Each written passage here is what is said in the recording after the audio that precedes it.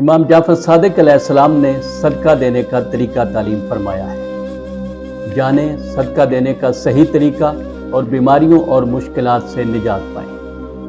میں ہوں سید عامر جعفری۔ ہماری اس کوشش کو سپورٹ ضرور کریں۔ قرآن و حدیث میں صدقہ کرنے کے بہت زیادہ فضائل بیان ہوئے ہیں۔ صدقہ مال میں اضافہ کرتا ہے، رزق وسیع کرتا ہے، آفات اور بیماریوں سے حفاظت کرتا ہے، گناہوں کا کفارہ ہوتا ہے، اس سے عزت، دولت، شہرت اور عمر میں اضافہ ہوتا ہے، اور اگر کوئی بیمار پڑ جائے تو صدقہ دینے سے یہ بیماری بھی ختم ہو جاتی ہے۔ آج میں بیماریوں سے شفا حاصل کرنے کے صدقے کے 3 طریقے آپ کو بتاؤں گا جو مستند ذرائع سے ہم تک پہنچے ہیں۔ یہ صدقے آپ ہر طرح کی بیماری، مشکلات اور پریشانی کے خاتمے کے لیے دے سکتے ہیں۔ پہلا طریقہ ہے تو ذرا مشکل، لیکن معجزے کرنے والا صدقہ ہے۔ اگر مردے زندہ ہو سکتے تو کہا جا سکتا تھا کہ یہ مردے زندہ کرنے والا صدقہ ہے۔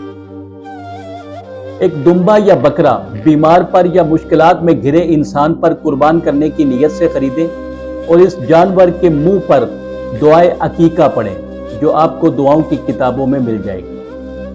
اگر نہ ملے تو آپ اپنی زبان میں اس طرح دعا کریں: بسم اللہ الرحمن الرحیم، یہ جانور میں تیرے فضل و کرم سے ہی خرید پایا ہوں، میں اسے فلاں بن فلاں کا فدیہ قرار دیتا ہوں، اس کے گوشت اور خون کا فدیہ قرار دیتا ہوں۔ میرے اللہ اس کو اسی طرح فدیہ قرار دے جس طرح تو نے ابراہیم علیہ السلام کی قربانی کا فدیہ دیا تھا، اور محمد الرسول اللہ صلی اللہ علیہ وآلہ وسلم کے صدقے اس شخص کی بیماری اور مشکل ختم فرما۔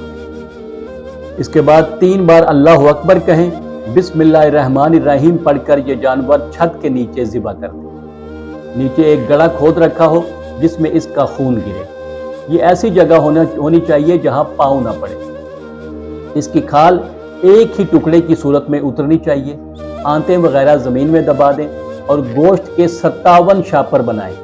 57 شاپر بنانے ہیں آپ نے، اور اس کھال کے اندر رکھیں اور 57 فقراء کو ایک ایک کر کے اس کھال میں سے نکال کر دیں، اور پھر کھال اور سری پائے بھی فقراء کو دے دیں۔ یہ ڈاکٹروں کو حیرت میں ڈالنے والا صدقہ ہے۔ دوسرا طریقہ یہ ہے کہ ایک بکرا لے لیں، اور اگر بکرے کی استطاعت نہیں تو دیسی مرغ لے لیں۔ صدقہ دینے والا اس پر ہاتھ رکھ کر دعا کرے کہ یا ارحم الراحمین، میری یہ بیماری یا میری یہ مشکل ختم فرما۔ میں اس چیز کے لیے یا اس مشکل اور بیماری کی وجہ سے تیری پاک بارگاہ میں صدقہ پیش کر رہا ہوں، میرا یہ صدقہ قبول فرما اور مجھے اس بیماری یا تکلیف سے نجات عطا فرما۔ اور اس کے بعد اس مریض یا اس مشکل میں گھرے ہوئے انسان کی کوئی پرانی قمیض نیچے بچھائیں اور قبلہ رو اس جانور کو اس قمیض کے اوپر ذبح کر دیں۔ جب جانور ٹھنڈا ہو جائے تو اس کے بال اور پر وغیرہ یا کھال وغیرہ نہیں اتارنی۔ اس ثابت جانور کے 60 ٹکڑے کر لینے آپ نے۔ 60 ٹکڑے کرنے کے بعد اسی کپڑے میں لپیٹ کر اس کو دریا یا کسی ایسے پانی میں پھینک دیں جس میں آبی جانور موجود ہو۔ تیسرے صدقہ کا طریقہ امام جعفر صادق علیہ السلام سے منسوب ہے۔ داؤد ضربی کا بیان ہے کہ میں ایک دفعہ مدینہ میں بیمار ہو گیا۔